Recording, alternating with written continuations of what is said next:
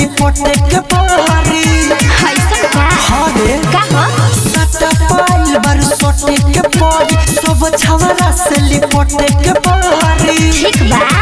सही से न कोमर हिलैबे पतर के ढोरी में ठकावे के सजा मिली सुना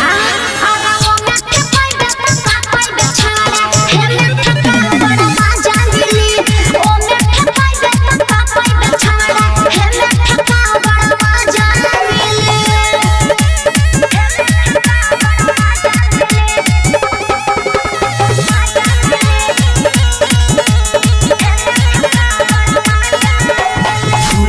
फूलल फुलकी पचाकी जब तोहर गोरी रे कोमर चाकी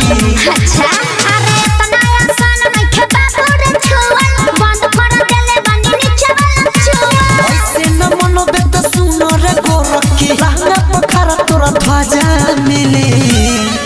अरे ओ में ठकाई बे का पाई बे छाड़ा हे में ठका बड़ा मजा मिली ओ में ठकाई बे का पाई बे छाड़ा हे में ठका बड़ा मजा मिली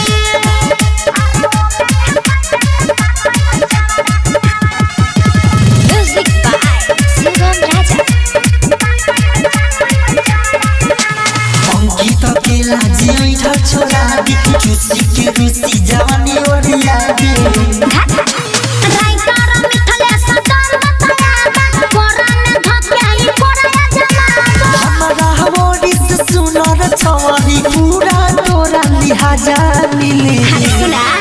अरे ओ में ठकाई बे का पाई बे छाड़ा हे में ठका बड़ा मजा मिली ओ में ठकाई बे का पाई बे छाड़ा हे में ठका बड़ा मजा मिली हमरो त खरे श्वेता